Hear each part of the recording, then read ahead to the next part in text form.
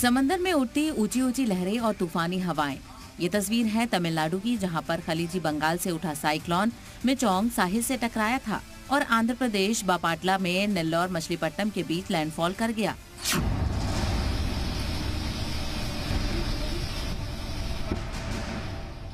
Landfall के दौरान 100 kilometre फी घंटे की रफ्तार से हवाएं चली, साथ ही तेज हवाओं के साथ बारिश हुई।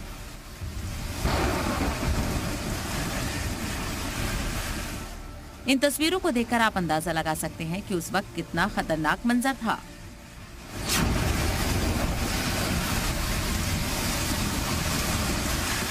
इस तूफान का असर सबसे ज्यादा आंध्र प्रदेश और तमिलनाडु में देखने को मिला।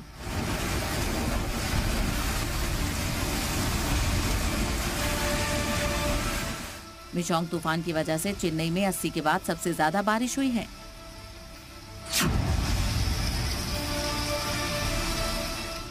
लैंडफॉल से पहले इस तूफान ने समंदर में जो हलचल मचाई, उसे देखकर हर कोई डर गया।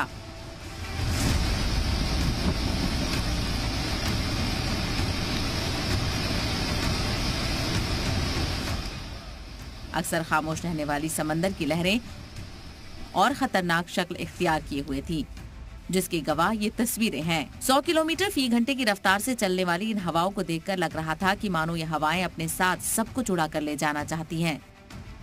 ओडिशा, तमिलनाडु, आंध्र प्रदेश, तेलंगाना और पुडुचेरी में इस तूफान का असर दिखा और अगले 24 घंटे तक इसका असर देखने को मिलेगा। जो आंध्र को लगे हुए तेलंगाना है, तेलंगाना का कुछ डिस्ट्रिक्ट जो आसपास में है, वहाँ भी heavy to very heavy rainfall होने का संभावना है। इसके साथ साथ साउथ छत्तीसगढ़ और साउथ उड़ीसा में भी आइसोलेटेड प्लेसेस में हैवी रेनफॉल हो सकता है आज और कल। जो फिशरमैन है, कल सुबह तक समुद्र के अंदर नहीं जाना चाहिए। खलीजी बंगाल में पैदा होने वाले साइक्लोन को मिचोंग नाम दिया म्यांमार ने। इस साल मुल्क में कहर बरपाने वाला छठा तूफान, खलीजी बंगाल में आने वाला चौथा साइक्लोन। मिचोंग तूफान ने अगर सबसे ज्यादा असर कहीं दिखाया है तो वो है तमिलनाडु की राजधानी चेन्नई। चेन्नई में सैलाब जैसे हालात हैं। मिचोंग तूफान की वजह से तमिलनाडु में मामूलाते जिंदगी बुरी तरह से मुतासिर हुई है। तमिलनाडु में मिचोंग के असर की वजह से 12 लोगों की मौत हो चुकी है। हालात की संजीदगी को समझते हुए चेन्नई में बारिश से मुतासिर सभी इलाकों में राहत और बचाव के काम के लिए कई एनडीआरएफ और एसडीआरएफ की टीमों को तैनात किया गया है। एयरफोर्स स्टेशन तांबरम और बहरिया बचाव और नकले मकानी के काम में लगाए गए हैं। बारिश से मुतासिर इलाकों में 2 हेलीकॉप्टरों को लगाया गया है। नेवी के गोताखोर, तैराक और दूसरी कश्तियों को भी रेस्क्यू ऑपरेशन में लगाया गया है। आंध्र प्रदेश में हालात काफी परेशान करने वाले हैं। आंध्र प्रदेश के 5 डैम बारिश की वजह से ओवरफ्लो हो गए हैं और आसपास के इलाकों में सैलाब जैसे हालात हो गए हैं।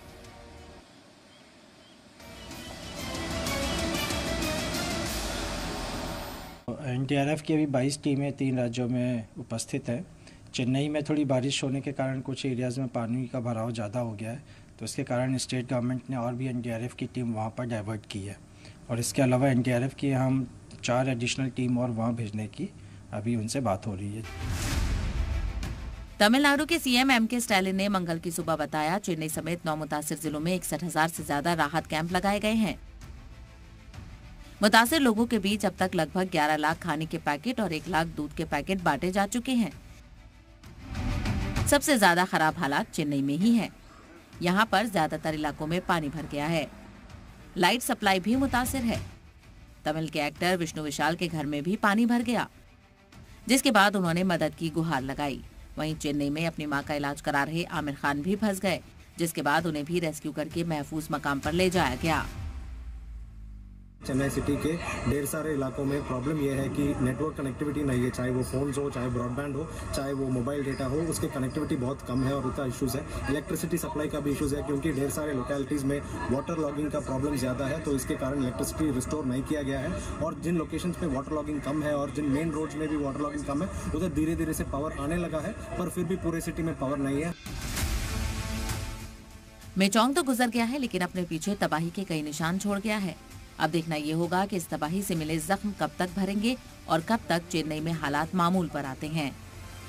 ब्यूरो रिपोर्ट, जी मीडिया।